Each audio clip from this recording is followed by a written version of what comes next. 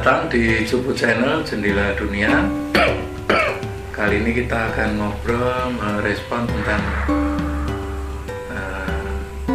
terjadinya musibah ya, kecelakaan yang waktu pada saat ritual. Jadi kita akan bahas tentang sebenarnya bagaimana sih ritual atau meditasi atau tirakat di suatu tempat itu adabnya seperti apa, tata caranya seperti apa, kemudian bagaimana sebaiknya.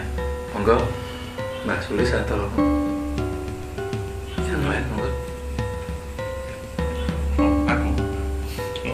Jadi kan kalau kita mau istilahnya ritual atau apa, itu kayaknya dulu itu pernah dibahas, entah episode yang berapa gitu kan, soal tirakat itu kan, adabnya yang gimana dan lain sebagainya itu kan. Jadi memang penting itu untuk kita sadari bahwa antara diri kita dengan alam itu sebenarnya terhubung atau terkonek gitu kan. Ketika niat kita baik gitu kan, ya walaupun mungkin niat kita baik tapi caranya kurang gitu baik itu ya dalam tanda kutip masih dimaafkan gitu kan. Tapi kan idealnya kan niat kita baik dan juga istilahnya caranya juga baik kan. Jadi begini gitu kan, contoh gitu kan,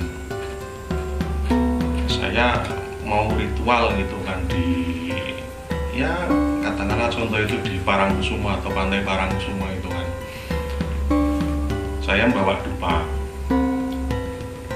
Ketika saya selesai ritual di situ, mungkin semedi atau entah apa gitu, itu dupanya itu atau bekas dupanya itu saya ambil lalu saya buang ke tempat sampah. Itu kayaknya memang sepele tapi sebenarnya itu penting gitu kan, itu supaya kita menjaga kelestarian di pantai itu biar tetap bersih gitu kan. Itu kalau saya lihat itu ya banyak lah yang istilahnya mereka itu kurang bersih, kurang menjaga kebersihan, ya termasuk saya sendiri sih gitu kan, kadang-kadang gitu. Soalnya kayak keburu waktu gitu kan, nah gitu. Nah itu juga salah satunya seperti itu gitu kan.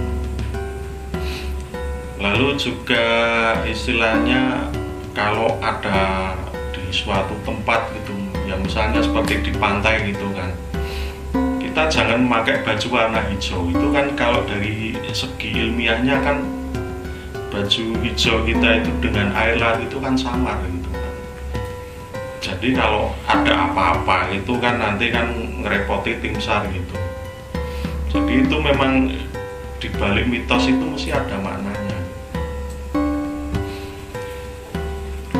Ya memang anu sih ya, kalau dari sisi mistisnya juga ada gitu kan. Istilahnya saya juga punya kenalan itu kan dulu nggak percaya gitu, dia pakai baju hijau terus nggak taunya padahal udah agak jauh itu dari pinggir pantai, tak taunya terus kayak kegulung ombak itu. Untung ada yang narik itu, jadi selamat lah gitu.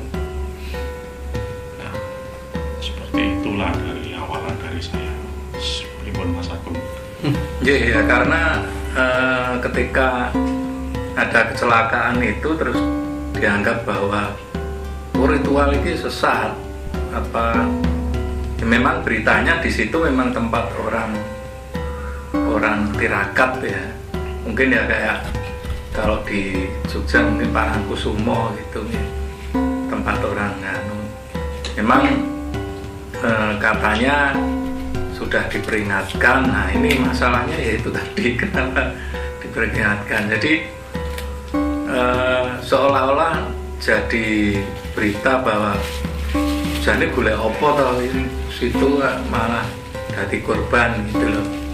Jadi seolah-olah itu, dan itu kan nyambung dari episode yang lalu bahwa apa kita memang dijauhkan. Nah nilala itu pas ada apes, nah itu jadi jadi satu pembenaran bahwa tirakat ini harus ditinggalkan, karena ya itu bukti ini ada korban semacam itu. Itu yang harus kita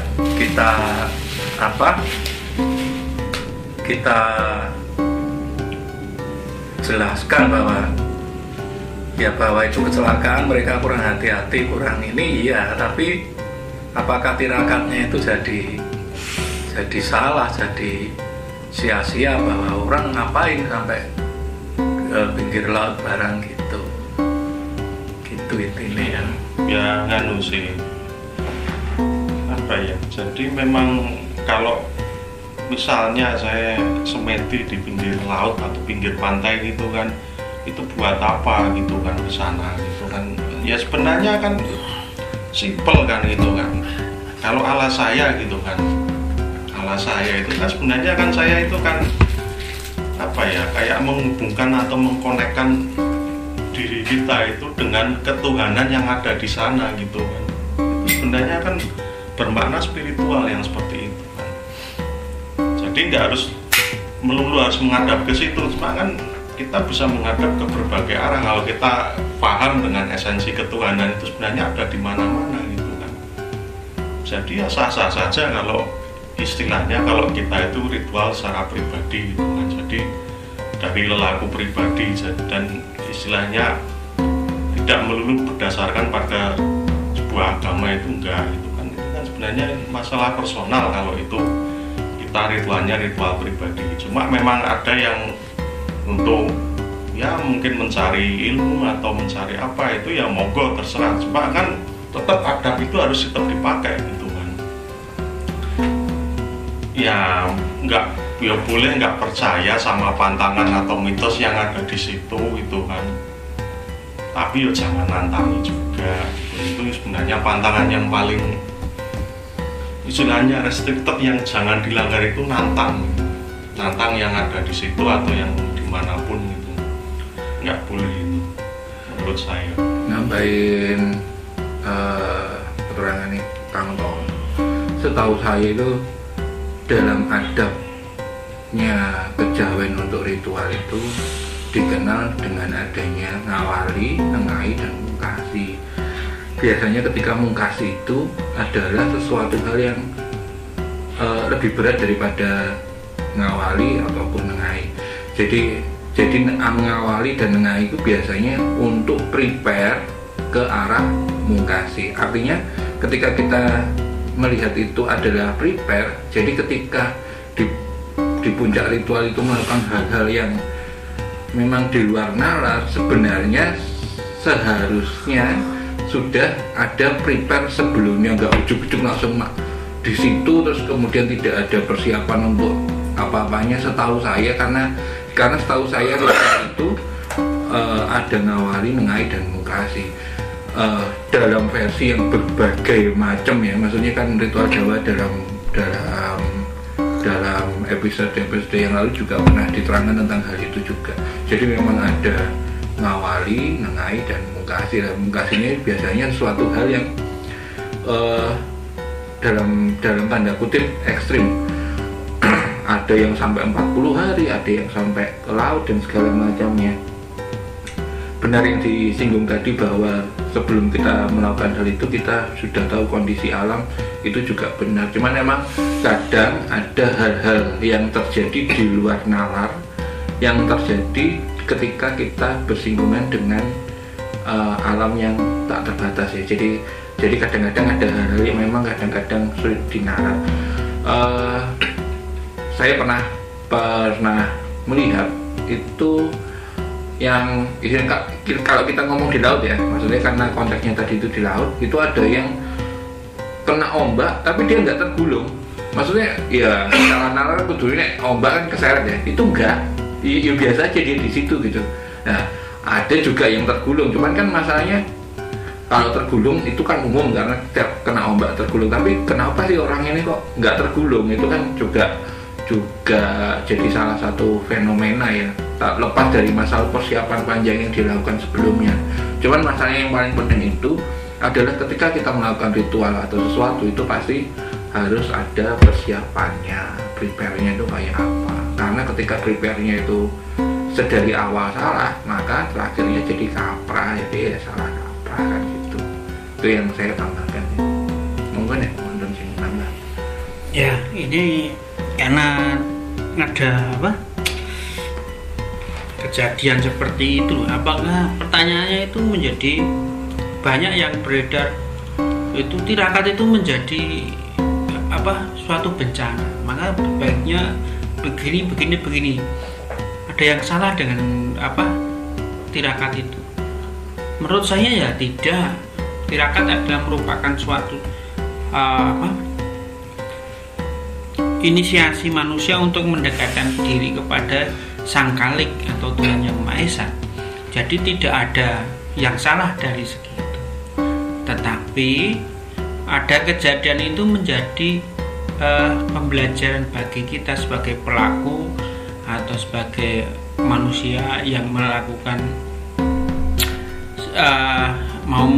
yang akan melakukan itu, sebaiknya perlu dilihat lagi urgensinya apakah harus begitu atau tidak. Paling tidak saya harus kenal akan tanda-tanda alam, itu pertama. Yang kedua, kalau ada orang yang sudah memberitahu, seyogianya itu diperhatikan. Apalagi orang itu yang mengetahui tentang karakteristik dari alam tersebut, itu sebaiknya diperhitungkan. Yang ketiga itu jangan lupakan peralatan keselamatan diri. Apakah peralatan keselamatan diri itu? Ya kalau takut kegulung ombak atau khawatir ya ditaleni Ya, pakai tampar atau bagaimana? Ya jaga jarak. Atau paling tidak kalau jaga jarak itu pasti ya nomor satu itu menjauh dari bibir pantai. Tapi kalau atau caranya yang dirubah karena harus kena air, ya airnya yang diambil dan bisa. Ya. Jadi tidak harus saklek harus seperti ini, harus mengetahui sikon. Apalagi situasinya baru air pasang, itu juga diperhatikan. Jangan sampai kegiatan itu malah justru membuat bumerang bagi kita. Sebenarnya pelaku tirakat sendiri itu, karena kalau itu memang ada perintah atau dawuh, tentu juga minta pertimbangan juga dari pemberi dawuh itu ya, entah siapa. Saya juga nggak bisa memberikan klarifikasi itu harus dari siapa. Kalau ada yang meyakini siapa gitu ya monggo silahkan. Ya itu kan ada toleransi, artinya nganu kok begini, saya harus bagaimana untuk demi keselamatan dari rombongan saya supaya utuh gitu. Pasti ada caranya kalau kita itu mau berupaya. Jangan hanya mementingkan tata cara atau ego dari sebuah komunitas itu menjadi harus begini itu ya jangan. Contohnya begini, dalam sebuah ritual di suatu keagamaan harus melakukan arak-arakan ya.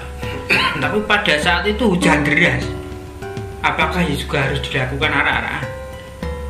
Ya mending kita di tenda saja toh, diadakan di tenda arak-arakan ya cukup, yang ada payone aja, ada tempat supaya tidak kehujanan. Kalau arak-arakan kehujanan pakai lilin juga mati lilinnya gitu. Jadi harus pertimbangan seperti itu. Atau airnya kita harus ada ritual itu harus kena airnya, itu air laut. Lah ya airnya diambil untuk mandi sama enggak? Sama.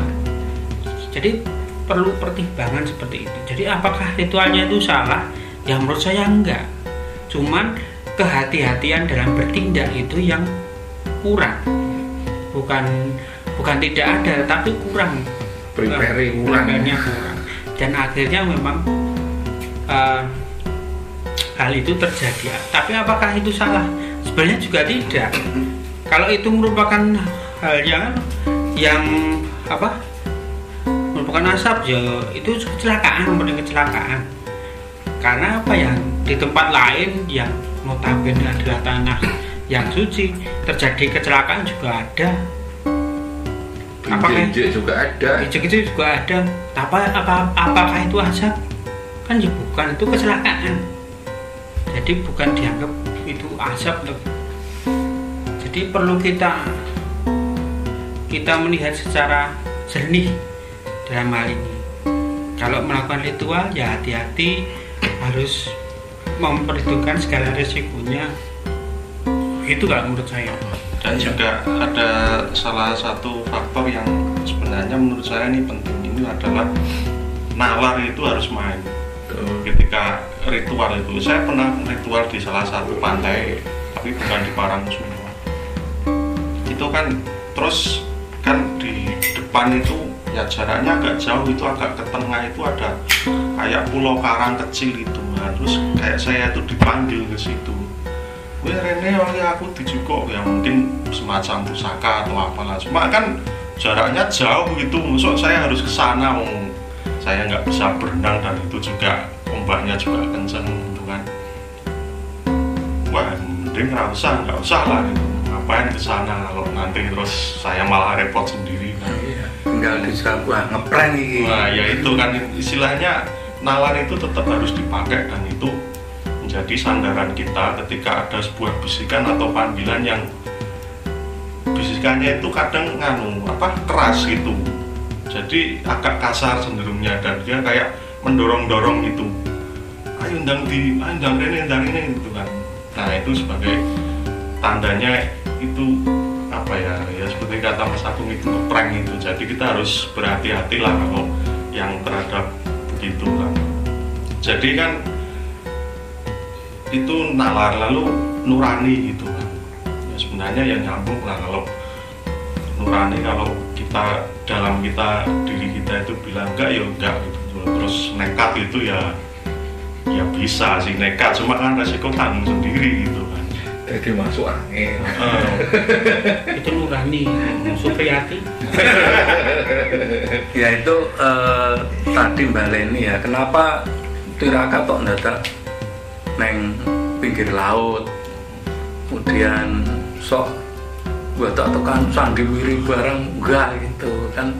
Itu saja nih, nek saya ditari itu ya penak nek mall ini kan rame wong, terus di situ juga tidak disediakan laut untuk tirakatnya, tidak disediakan sandi untuk tirakatnya itu. Jadi ya masing-masing ini kan beda ya. Kemudian nah ini yang mungkin bisa kita telaah lagi, apakah ini kecelakaan itu terjadi karena faktor teknis ya, maksudnya benar-benar bahwa itu dia tidak mengindahkan keselamatan. Pertama kan karena sudah diperingatkan oleh warga setempat, itu faktor teknis, harusnya dia tahu gitu kan. Yang kedua ya faktor spiritual non teknis itu yang emang mereka itu melakukan sesuatu yang membuat yang di alam situ itu jadi tidak berkenan kan, seperti itu. Karena kan kita tirakat di alam terbuka itu kan beda dengan di tempat yang biasa ya, di rumah, itu kan beda. Alam terbuka itu kan kita juga harus mengenal alam kan. Nah ya tetap faktor tadi akal sehat, kalau Mas Tono tadi bilangnya kan seperti itu ya, itu kan faktor-faktor teknis. Jadi gimana kita bisa mengambil posisi yang aman, antisipasi kalau ada bahaya, itu kan perlu, itu kan itu bukan masalah di spiritualnya, tapi bisa jadi ya itu tadi, karena mungkin non teknisnya itu bisa jadi ada bisikan tadi, kowe kudune neng kene gitu. Nah ini kan peran gurunya ini. Nah makanya jangan jadi guru kalau tidak bisa melindungi murid-muridnya, gitu loh. Jadi kalau belum bisa mengetahui, bisa menangkap bahayanya, terus belum bisa mengerti tata caranya, itu ya ojo ngajak-ajak murid sakit. Jadi kan jadi korban. Nek ming dhewe itu kan beda ya. Kalau dhewe itu ya wes, itu kan yang nanggung kita sendiri. Tapi ketika kita menjadi guru dan membawa itu banyak orang, ya itu kan memang harus memang siap. Ya guru itu kan ya ngayomi kan. Gitu kalau menurut saya. Iya. Dan itu saya juga pernah pengalaman itu ritual di salah satu gunung atau bukit lah. Ya dekat-dekat Prambanan itu sebenarnya bukitnya itu saya nyadar curam itu begitu saya udah selesai turun gitu. Begitu pas naik ya biasa saja gitu. Ya sambil berangkang biasa lah. Selesai gitu, begitu saya turun ketemu sama penduduk setempat, malah penduduknya bilang, "Loh Mas, kok wani munggah rono Mas? Bisa kepleset lho sampean tiba." Aku wis mudhun Pak, wis tekan ngisor iki. Tapi kan ceritanya beda itu. Iya. Beda nek pas mangkate wis diomongi ngono ya, itu mungkin dadi akan ada masalah karena itu berarti nantang kok ya. Nek preset disyukur ki wae. Syukur. Dilalai ketemunya pas mulia wis tekan ngisor. Itu lain. Makanya itu menjadi karena itu tidak nantang ya, gitu. Menjadi pertanda juga. Kalau kita mau berangkat sudah ada orang memiliki, itu kan berarti sudah ada warning. Artinya kamu jangan seperti itu. Kita seyogianya mempertimbangkannya lagi. Tetapi kalau sudah turun, itu kan berarti memperkuat kebenaran kita. Saya ternyata sampai saya turun selamat ya, berarti kan saya nggak apa-apa. Saya memang disuruh begitu dan saya terselamatkan oleh keyakinan kita.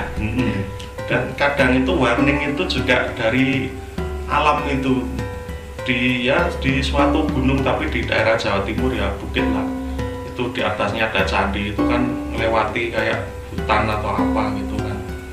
Nah itu kan dilalah yo udanan angin, kepleset, kecocok ri, kademen sih saya. Nek sandale ra pedhot. Ora tak cangking.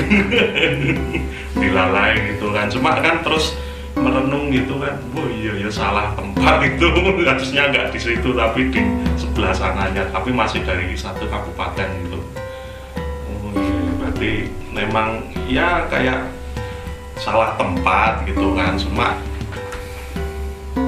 taunya itu kan belakangan itu sudah agak lama gitu. Ya hal seperti itu yang menjadi pertimbangan, apalagi bagi orang-orang yang sudah mengangkat dirinya atau diangkat sebagai guru, karena mempunyai tanggung jawab yang lebih terhadap murid-muridnya.